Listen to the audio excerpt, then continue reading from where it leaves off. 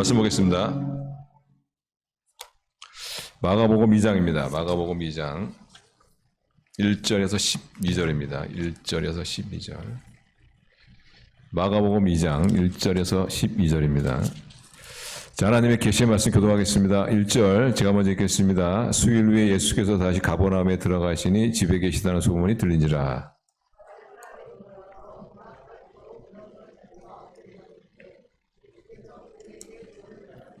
사람들이 한 중풍병자를 4사람으로 메어가지고 예수께로 올세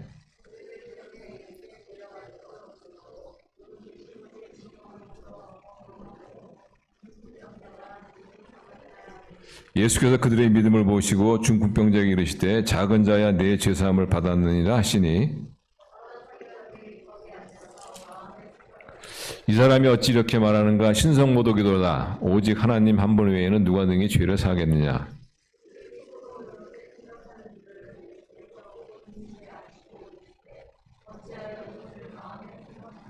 중풍병자에게 내 죄사함을 받았느니라 하는 말과 일어나 내 상을 가지고 걸어가라 하는 말 중에서 어느 것이 쉽겠느냐?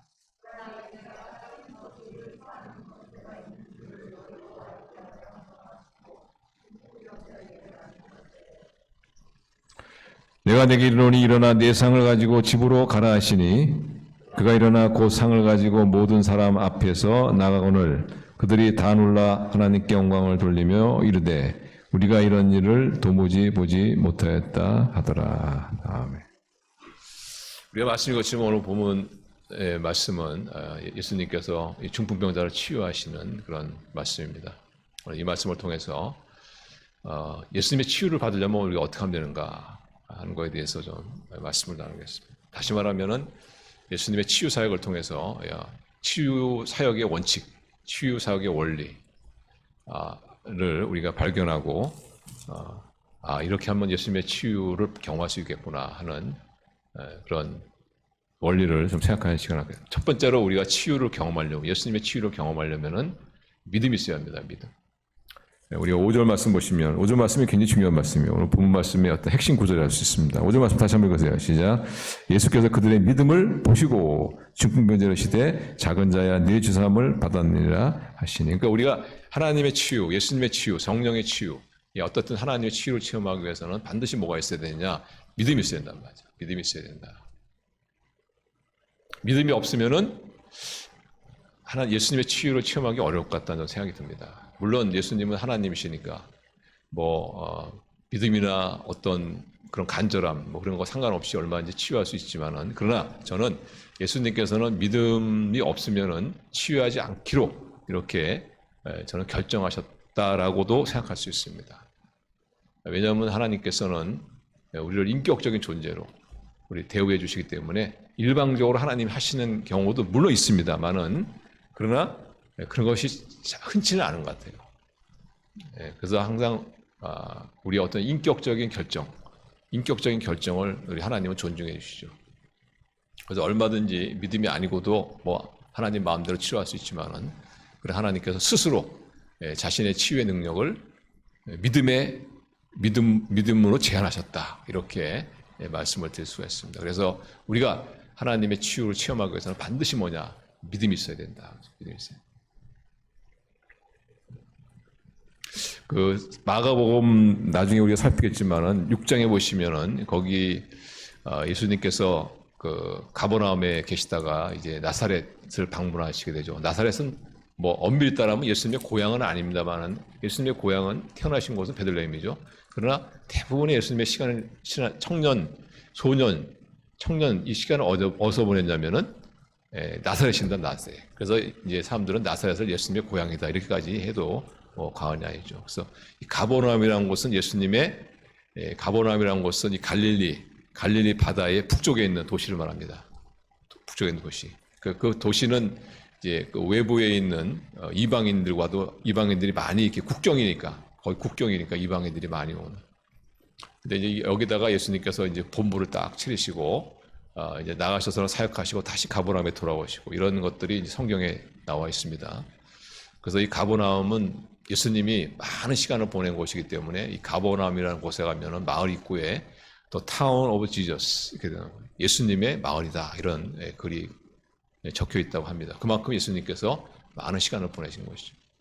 근데 여기 계시다가 이제 나사렛이라는 곳, 꽤 떨어진 곳인데 그것을 이제 방문하게, 자신의 고향이라 할 수 있는 거기서 방문하게 되었죠. 방문한 이유는 가버나움에서 행하였던 그 놀라운 능력과 역사들을 고향 사람들에게도 좀 내가 나눠주고 싶다 하는 그런 마음으로 찾아옵니다. 그런데 고향 사람들이 어떻게 했어요? 배척한단 말이죠. 저 마리아의 아들 아니냐, 저 요셉의 아들 아니냐, 저 목수의 아들 아니냐, 이런 식으로 말이에요. 그런데 예수님께서 어떻게 하십니까? 자, 오늘 마가복음 6장 6절 보세요. 6장 6절 보시면. 마가복음 6장 5절 보세요. 5절 같이 읽어요. 시작. 거기서는 아무 권능도 행하실 수 없어. 다만 소수의 병인에게 안수하여 고치실 편이었고. 그러니까 아무 권능도 행할 수 없다는 거죠. 아무 권능도 행할 수 없었다. 그 이유를 6장에서 이렇게 말합니다.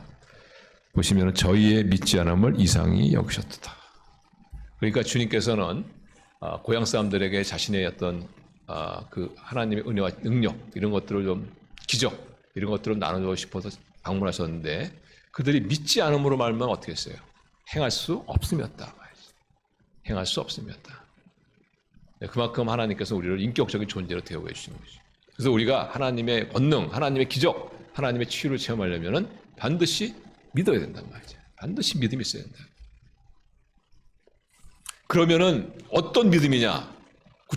예수님에 대한 믿음이죠. 예수님에 대한 믿음. 예수님에 대한 어떤 믿음이냐? 구체적으로 예수님은 지금도 살아 역사하신 하나님이다라는 믿음을 가져요. 우리 예수님께서는 다른 종교 창시자들과 다른 점이 무엇입니까? 다른 종교 창시자들은 어떻게 했어요? 다 죽었잖아요.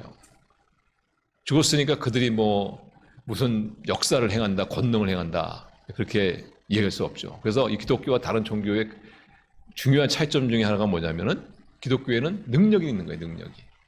다른 종교에 능력이 없습니다. 근데 왜 다른 종교에서는 능력을 찾는지를 모르겠어요. 이해가 안 돼요. 이게. 왜 불교에서 능력을 찾는지 모르겠어요. 왜냐하면 석가는 죽었는데 그 무덤이 있는데 석가가 부활했다는 말 들어봤습니까? 석가의 제자들이 석가는 부활했다는 걸 말 들어봤어요. 거짓말이라도. 부활을 안 했으니까. 근데 죽은 사람이 무슨 능력을 행합니까? 그 죽은 사람이 창시한 그런 불교에서 왜 능력을 찾는지 저는 이해가 안 돼요. 그런데 예수님은 어떻게 해요? 죽으시고 부활하시잖아요. 그러니까 지금도 살아 역사하시는 하나님이시다. 우리가 이렇게 믿을 수가 있는 것이죠. 그래서 히브리서에 보시면 예수님을 이렇게 말하고 있죠. 우리 히브리서 13장 8절 같이 읽으시죠. 예수 그리스도는 어제나 오늘이나 영원히 한결같은 분이시다. 여러분 믿으십니까? 네. 그래서 우리가 예수님을 믿어야지 이 믿음을 통해서 우리가 치유를 체험하는데 어떤 예수님을 믿어야 되느냐? 예수님은 부활하셔 살아 역사하시는 하나님이시다. 또한 예수님이 어떤 예수님을 믿느냐? 예수님은 모든 것을 할 수 있는 전능하신 분이시다. 라는 걸 믿어야 됩니다. 예수님은 모든 것을 할 수 있는 전능하신 분이시다.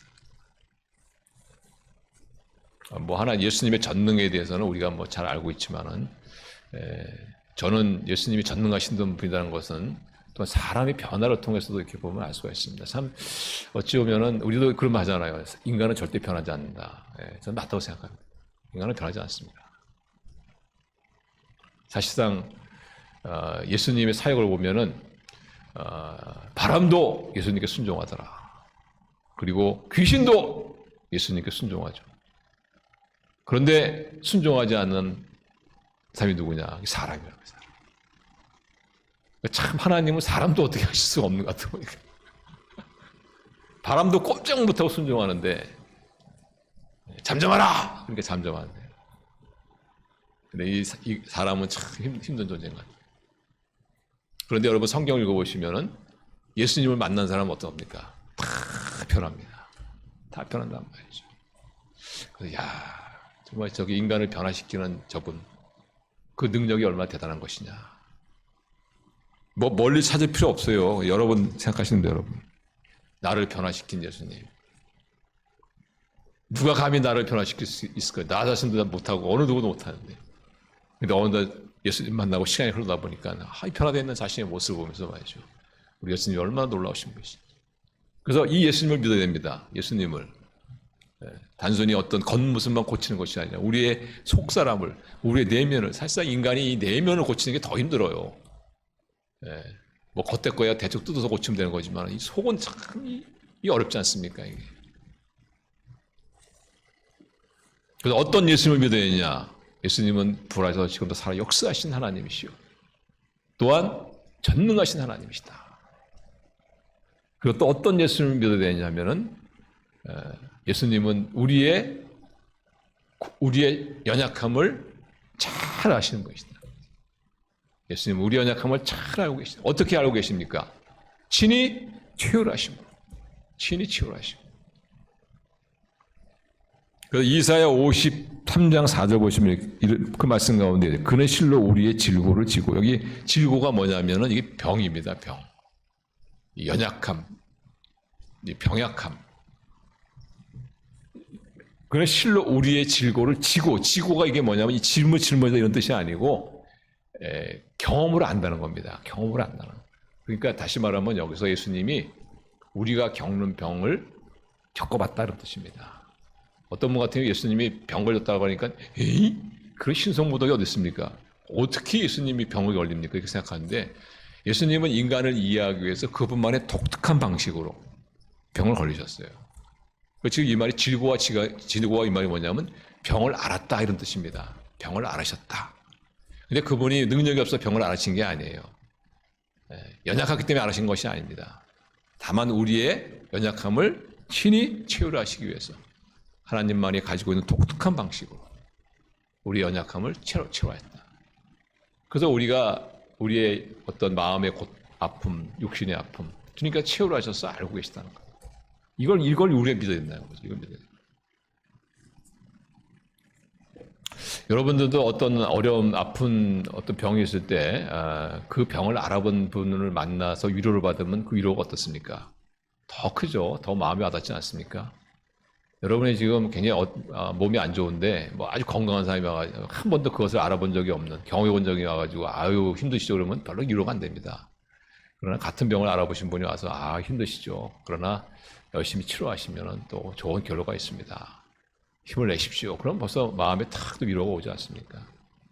예수님이 그렇다는 거예요. 예수님이 우리를 치유하시는데 그분 우리의 이거 아픔을 모르고 하신 분이 아니고 친히 치유를 하셔서 이걸 아시기 때문에. 그래서 예수님의 사역을 보시면은 예수님께서 사역하실 때 가장 많이 관심 있는 곳이 누구냐면 환자입니다. 환자들. 그래서 예수님의 사역 가운데, 그래서 예수님의 사역의 세 가지 가운데 큰 한 가지가 뭐예요? 치유사가 아닙니까? 치유사역. 소외된 자, 마음의 고통을 받는 자, 육신의 연약한 가운데 고통받는 자, 이런 사람들을 예수님은 찾아가셔서 치유해 주시고. 왜? 자신이 친히 경험해서 아시니까. 그 고통을, 그 고독을 예수님은 아시기 때문에.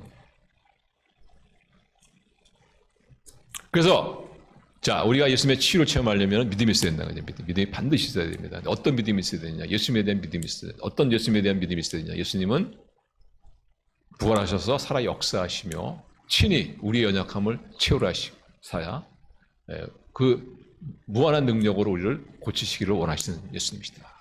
그래서 여러분 믿으시길 바랍니다. 예수님 믿으셔야 돼요.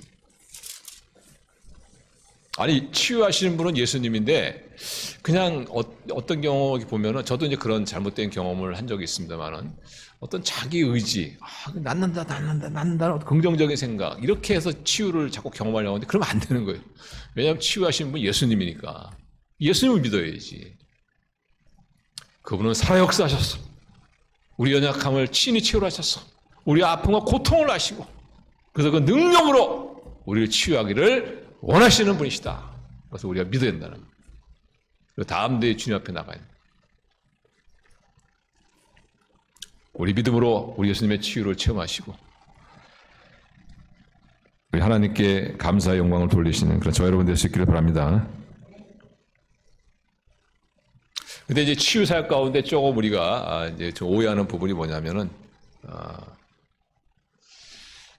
그러면 내가 정말 그런 예수님을 믿었는데 예수님은 살아 역사하시고 나의 연약함을 채우라 하셔서 나의 아픔을 잘 아시고 그래서 나를 불쌍히 여기시사 그 무한한 능력으로 나를 고치기를 원하신다는 것은 내가 알고 믿었는데 그럼에도 불구하고 내가 기도했는데 안 났다. 어떻게 된 거냐? 좀 시험에 들 수 있죠. 그럼 내 믿음이 잘못됐느냐? 아니다 말이지. 분명히 내가 예수님에 대한 믿음을 가졌다. 근데 왜 안 날까?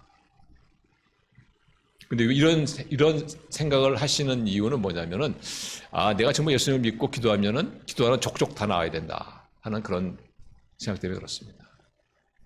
근데, 한 10명의 환자를 놓고 기도했는데, 9명은 안 나왔는데 1명 나왔어요. 그 예수님이 고치신 거 아닙니까? 1명. 근데 우리는 그걸 다 나아야지만 예수님이 역사하시는 것이다. 이렇게 생각하죠. 근데 그렇지 않습니다. 10명 가운데 1명만 나와도 예수님이 역사한 거예요. 그럼 왜 9명을 안 고쳐주셨느냐? 저도 모르죠. 그건. 하나님의 경륜이 있으시겠죠. 하나님 또 다른. 아니면 그때가 하나님 때가 아니든가. 어떤 하나님의 또 다른 어떤 목적이 있으신 거예요. 선한 목적이 있는 거예요. 그런데 그 가운데 1명이 바로 내가 사랑하는 대상일 수 있다는 것도 우리가 또 어떻게 합니까? 그리고 이 세상은 아직까지 완전히 하나님 나라가 임하지가 않았어요. 천국에 있다면은 하나님의 100%의 통찰에 있다면은 우리가 예수님의 이름으로 거기에는 질병도 없지만은 질병이 있다고 가정을 하면 예수님 이름으로 하면 기도가 족족 다 났습니다. 왜? 하나님의 능력이 100% 임했기 때문에. 그러나 지금 이 시대는 그렇지가 않다는 거예요. 지금은 하나님의 능력이 우리가 부분적으로 경험하는 그런 시대란 말이에요. 부분적으로 경험하는 시대.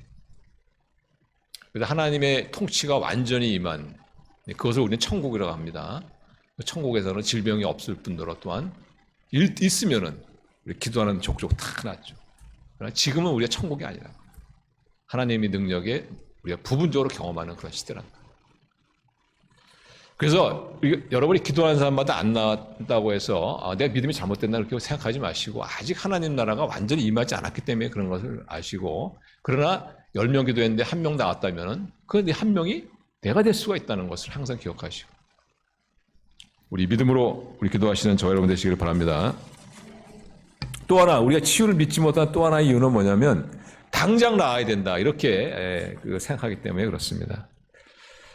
내가 예수님에 대한 바른 이해를 가지고 예수님을 믿고 했다면 당장 나아야 된다. 그렇게.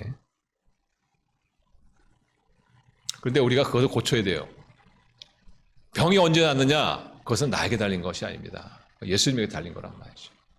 물론 너무나 절박하니까 지금 당장 고쳐주십시오. 오늘 아니면 내일이라도 고쳐주십시오. 이런 것은 안타까우면 이해가 되지만은 그러나 우리가 그걸 요구할 수 없어요. 예수님께. 왜? 그걸 결정하신 분 예수님입니다.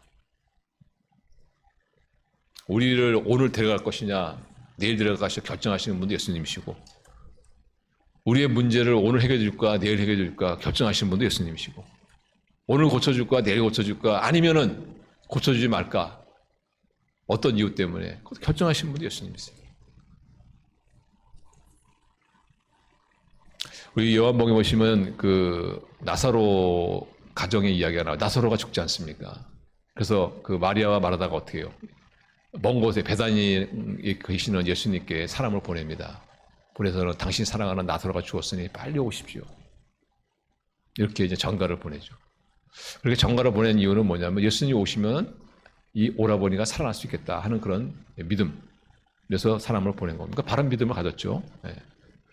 그런데 예수님께서는 뭐라고 말씀하시냐면은 이 나사로의 죽음은 하나님의 영광을 위한 것이다. 그리고 시간을 질질 끄십니다. 당장 가셔서 고쳐주시기를 이 마리아와 마르다는 바랬었는데 예수님은 그런 바램을 저버리시고 거기서 이틀을 더 유하시다가 그리고 이제 나사로 무덤으로 가시죠. 왜 예수님께서 당장 고쳐주지 않았습니까? 당장 오셔서 살려주시지.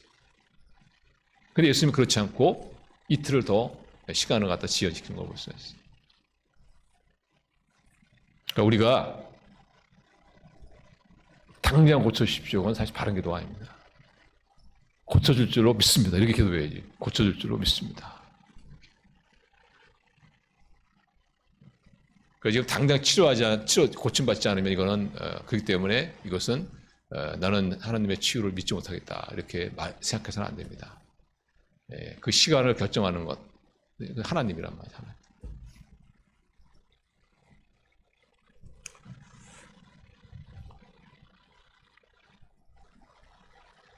또 하나의 치유를 믿지 못하는 이유가 뭐냐면 완전주의적 경향 때문에 그렇죠. 완전주의적 경향 때문에. 그러니까 암 환자를 위해서 기도하면 암이 딱 떨어져야 되는데 그렇지 않은 걸 보고서는 치유를 믿지 못하는 그런 경향도 있죠. 근데 뭐 부분적으로 만일 나아지면은 그것 하나님의 치유 아닙니까? 그것도 부분적인 것도 하나님의 치유죠. 저도 몇 번 경험이 있습니다만 췌장암 환자를 놓고 제가 기도해요. 보통 췌장암은 걸리면 3개월입니다. 3개월을 못 넘겨요, 사실. 말기대가 있으면 거의 3개월을 못 넘깁니다. 췌장암 말기 환자를 위해서 여러 사람과 함께 같이 열심히 기도했는데 이분이 2년을 더 살았어요, 2년. 하나님의 치유인 줄로 믿습니다. 하나님 치유예요. 그럼 그분이 한 100년 살고 죽어야지 하나님 치유입니까? 그건 아니죠. 사람은 언젠가 죽어요. 결국은 병으로 죽습니다.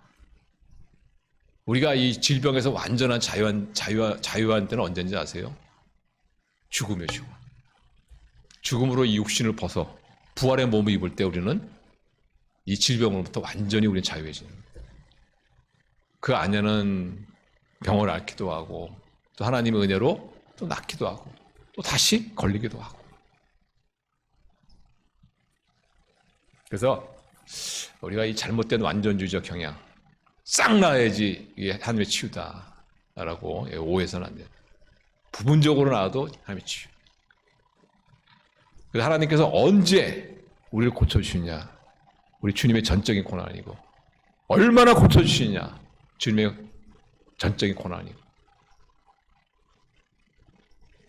그러나 분명한 것은 뭐냐면 믿음으로 기도해야 합니다. 믿음으로. 그래서 믿음으로 기도하는 것은 뭐냐? 내가 예수님의 이름으로 기도하면 이 부분적으로 나을지 완전히 나을지 아니면 마음의 위로를 얻는 그런 정도의 끝일지 아니면 오늘 당장 나을지 아니면 언제 나을지 나는 모르지만 그러나 내가 예수님 이름으로 기도하면 좋은 역사가 있을 것이다. 그것이 바로 믿음이란 말이죠. 그래서 너무 이렇게 하나님의 그 영역을 자꾸 넘어가려고 하지 마시고 믿음으로 기도하시길 바랍니다. 좋은 일이 일어날 것이다. 그러면 또 좋은 일이 일어나더라고요. 좋은 일이.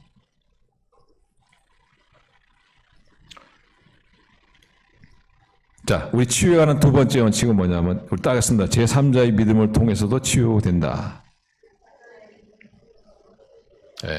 오늘 본문에 보시면 이 중풍병자가 치유받았는데 누구의 믿음입니까? 중풍병자 본인의 믿음이 아니고 친구들의 믿음이에요. 친구들의 믿음. 5절 다시 보시면 나오죠. 5절 보시면. 거기 보시면 어떻게 되세요? 저희의 믿음을 보시오. 저희가 누굽니까? 중풍병자 친구들이죠. 그러니까 중풍병자가 고침받은 것은 본인의 믿음이 아니고 이 친구들의 믿음이었구나 하는 것을 알 수가 있어요. 이걸 통해서 우리는 이 치유의 굉장히 중요한 원칙 중에 하나가 뭐냐면은 제3자의 믿음을 통해서도 하나님이 역사하신다.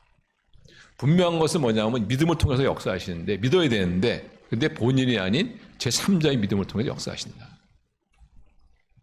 우리는 자꾸 이 치유를 너무 이렇게 본인에게만 이렇게 짊어지려고 하는 그런 경향이 있죠. 그래서 믿으면 됩니다. 믿으면 됩니다. 근데 믿으면 믿고 그래서 기도했는데 안 나오면 어떻게 돼요? 아직 믿음이 약해서 그렇습니다. 그럼 어떻게 됩니까? 그분이 죄책감도 생기는 거죠. 내 믿음이 아직까지 형편없구나. 더 절망감을 느끼지 않습니까? 근데 정말 굿뉴스는 뭐냐면은 본인 믿음이 없어도 괜찮아요. 제3자의 믿음을 통해서 하나님이 역사하신다. 근데 사실상 이것이 말이 되는 것이 뭐냐면 우리가 보통 이게 몸이 아프면은 어떻게 해요? 정신력도 떨어져요, 사실. 그게 인간이에요, 인간. 몸이 굉장히 나는 뭐 아직 암에 걸려가지고 막 투병 생활을 했지만 나는 굉장히 정신이 건강하다 이런 사람 없습니다. 이 육체와 정신이라는 것은 같이 가요, 사실상. 그래서 육체적으로 막 고통 가운데 있는 분에게 믿음을 강요하는 것 자체가 사실 무리입니다, 무리예요. 그래서 하나님께서 인간의 연약함을 아시고 어떻게 해요? 그럼 좋다. 그럼 당사자의 믿음이 아니고 제3자의 믿음을 통해 하나님이 역사하신다. 우리 아이들 있지 않습니까? 우리 어린아이들이 무슨 믿음을 인식할 수 있겠어요? 야, 애기야, 너 저기 예수님을 믿어라. 뭐 애기가 어떻게 예수님을 믿겠어요? 그러니까 아기들은 어떻게 믿음을 가질 수가 없죠. 그죠? 그러니까 하나님께서 어떻게 해요? 어머니의 믿음을 통해서, 아버지의 믿음을 통해서, 제3자의 믿음을 통해서 역사하신다는 거예요. 그래서 주위에 여러분 환호본 있으면은 여러분의 믿음을 통해서 하나님이 역사하신다는 것을 여러분 기대하시길 바랍니다. 제3자의 믿음을 통해서.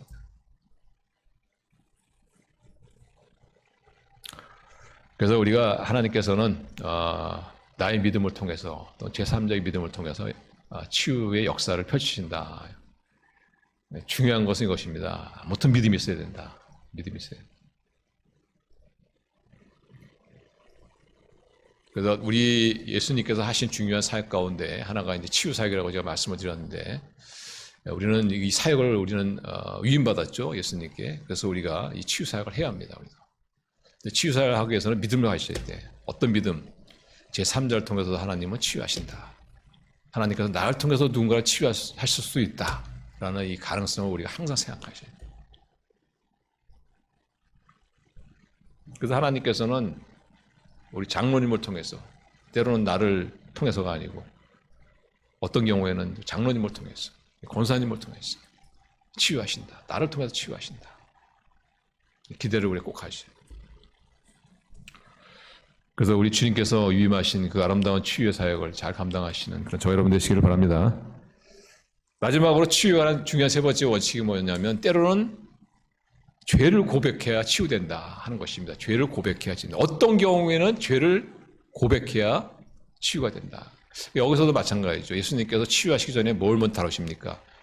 용서함을, 죄사함을 말씀하시죠. 죄사함. 그러니까 이 중풍병자의 병의 원인은 뭐였냐면 죄였던 것 같아요. 죄. 그래서 치유하시기 전에 먼저 이 병을 가지고 병을 초래한 이 죄 문제를 먼저 다루시고 치유하신 것을 볼 수가 있어요.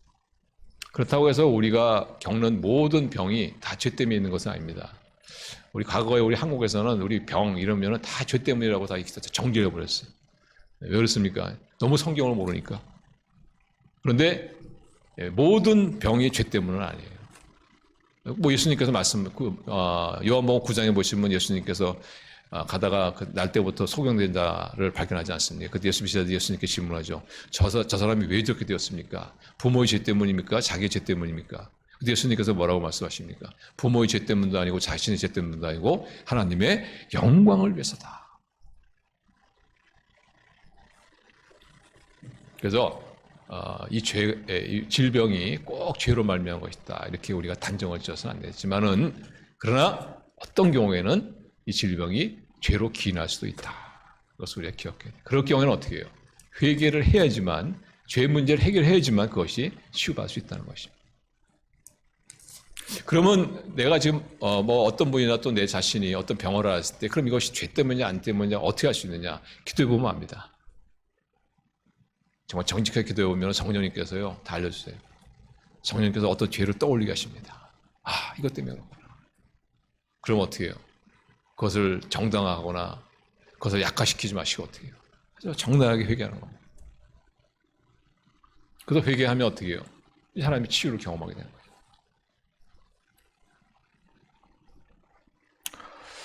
거예요. 특별히 그 어떤 문제냐면 용서하지 못하는 것. 이것은 사실 굉장히 큰 죄입니다.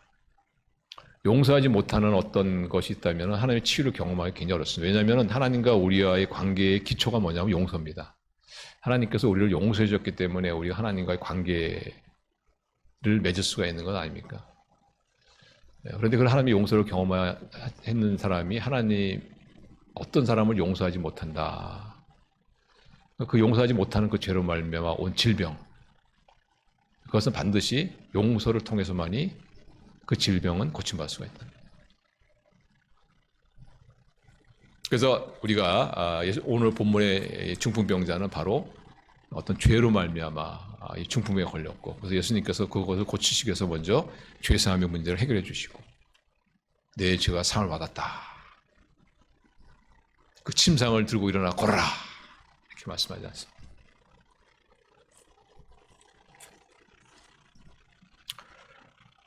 우리 성도님들, 우리가 죄사함을 받고 우리가 치유를 위한 이 사역, 이것은 믿음을 가야 된다는 걸 꼭 기억하시고, 어떤 경우에는 이 질병이 죄로 말미암을 수 있다는 것도 우리가 기억하시고, 성령님께 기도하시고, 그 죄가 떠오르게 하시면 회개하시고, 특별히 용서하지 못하는 죄 있으면 깨끗하게 그 죄를 해결하시고, 그리고 제3자의 믿음을 통해서, 나의 믿음을 통해서 우리 하나님이 역사하신다는 것을 꼭 기억하셨어요. 우리 주님의 치유의 사역 우리 아름답게 잘 우리 감당하시는 그런 저와 여러분 되시기를 주님 이름으로 축원합니다. 우리 기도하시겠습니다.